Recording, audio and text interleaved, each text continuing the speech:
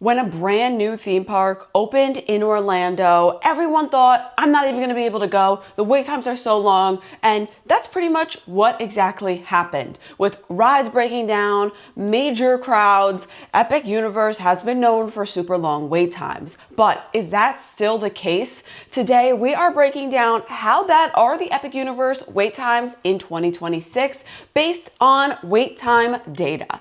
Let's do this. So one of the biggest questions I get is Epic Universe still just as crowded as when it first opened? I looked at wait time data from the last year that it has been open, and it might shock you because it shocked me. Back in late 2025 and even still in early 2026, average wait times for Epic Universe still were in the 60+ minute mark. Now, if you're waiting over an hour for the Epic Universe rides and you want to do shows and you want to do food and you want to do characters, the math is not adding up for how you could do absolutely everything in one day.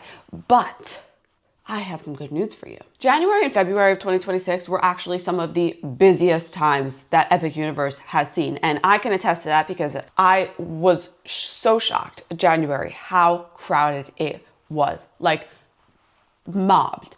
But I think that has a lot to do with the weather, and trends are totally changing. Usually the summer at Universal and Orlando parks are really crowded, but it is just too hot. It is so hot down there in the summer when the temperatures are reaching 116 degrees. I mean, I'm gonna be in air conditioning, you know, like that's fine. So January is one of the best times to be in Orlando because it's nice and it's cool as a cucumber compared to sweating and being smelly and gross.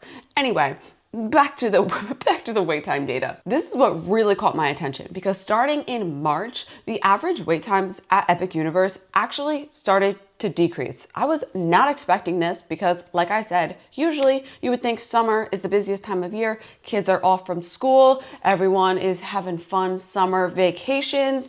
They want to go to Epic Universe. But that's not really been the case. But this does make sense because, of course, operations from the first year have improved. Rides aren't breaking down as much. Guests have learned better park strategies. And of course, demand has naturally leveled. Everyone who was so eager to go in the first year has already been, and maybe they aren't going back for a bit because there's really nothing new on the horizon. In the near future, may I say. So if you've been avoiding Epic Universe because you've heard horror stories about 2-hour waits, that's not really what the park looks like today, and I'm going to tell you all about it. And just because Epic Universe is getting easier to visit and lower wait times across the board, that doesn't mean that every ride is like that, because there are 2 major attractions that still have pretty long waits. But I'm going to tell you all the mistakes to avoid to have the perfect day, and so you don't have to wait in 100+ minute wait times. Before we dive in, be sure to give this video a big thumbs up, subscribe to the Krystal Palace if you enjoy my Universal videos, and be sure to hype this video in the comments. I would greatly appreciate it. There are 2 rides that if you don't have a good strategy, you could be waiting almost 2 hours for, and I don't want you to do that, trust me. So those rides are Minecart Madness and Battle at the Ministry. If you're an Epic Universe or Universal fan, you might not be surprised about that one. And wait, I would just like to point out, I have this a little scoot today because I really wanted to emphasize the fact that I have a witch lamp over here. It's July, but spooky season is around the corner, so soon this will be transformed into a Halloween area, and the spooky videos will be coming soon, so you're gonna want to stay tuned for that. Anyway, those are the 2 rides that are still extremely long waits.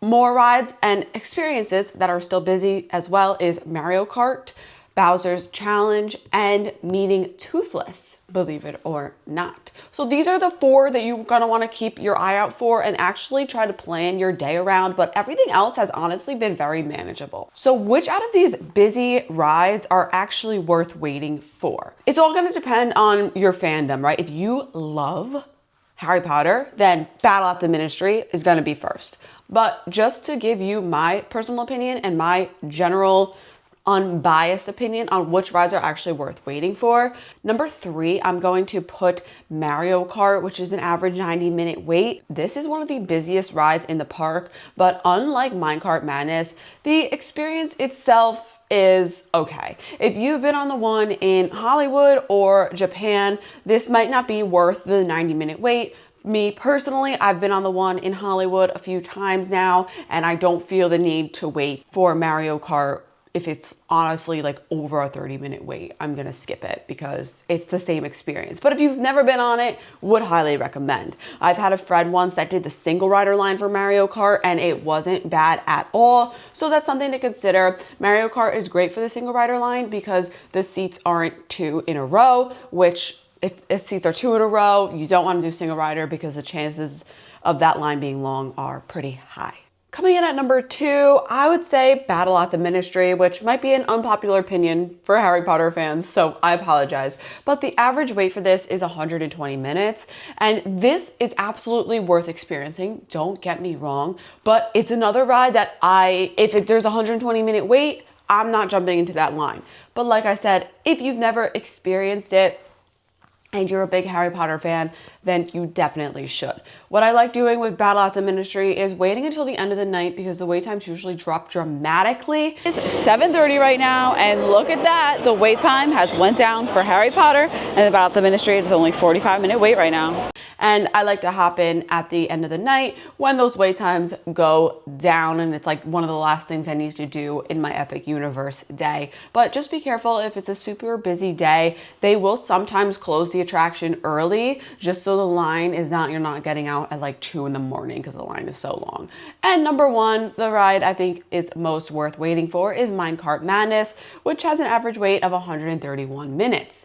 This is definitely the longest average wait in the park, and I think that if this isn't your number 1 priority, you should not be waiting 2 hours for it, especially because it's super short.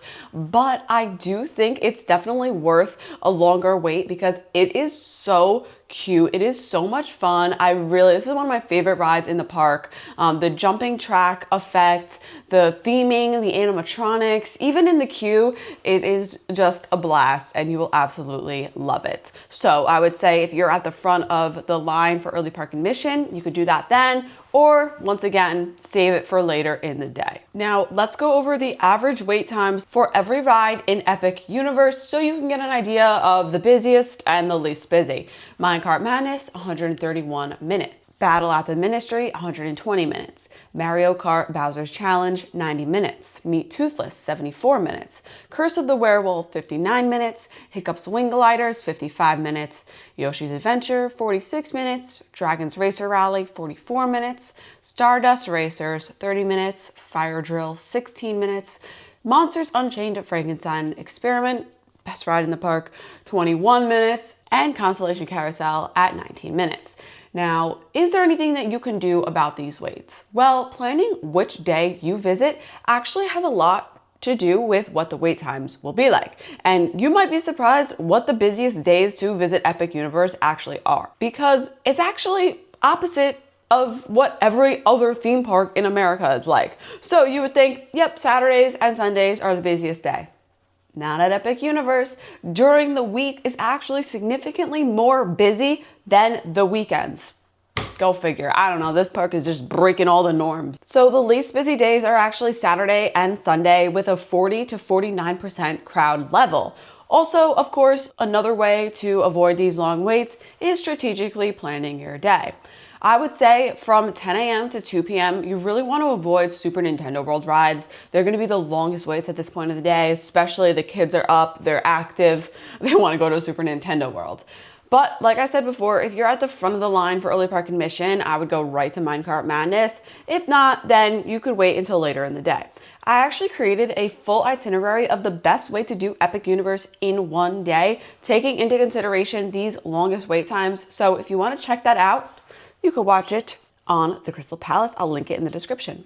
Now, of course, another way to avoid these waits is the Express Pass. is it actually worth it? Now, if you're here for only one day and you don't want to worry about strategically planning or maybe not getting on Harry Potter or Minecart Madness, then the Express Pass is going to be worth it for you because you have one day in this park. You want to get everything done. You are guaranteed to do that with the Express Pass. If you have the Express Pass at Epic Universe, then don't even worry about strategically planning your day because you can hop into any ride you want with that Express Pass. Instead, what you have to worry about is the character meet and greets because you can't use the Express Pass on the character interactions at Epic Universe. So maybe you want to rope drop the Toothless meet and greet since that's long and you can't use the Express on that. But definitely the Express Pass is not cheap. It is very pricey, so keep that in mind. But if you want to have peace of mind, be able to do everything in one day, you might want to hit the Express Pass, especially now that it includes Minecart Madness and Battle at the Ministry. That is huge,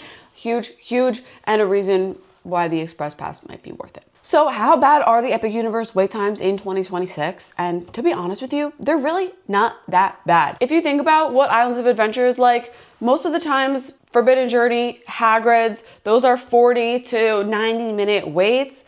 Epic Universe is slowly getting there. It's gonna balance out, and especially once they add more rides, hopefully in the coming years, that'll help a lot with the crowds. Now, something to keep your eye out for is if they add the annual passes, that's gonna increase the waits for sure, because those annual pass holders will be in Epic Universe a lot once they add an annual pass option for that park. But for now, I think it's honestly one of the best times to visit Epic Universe. And if you haven't been, I would plan a trip. That's just my opinion.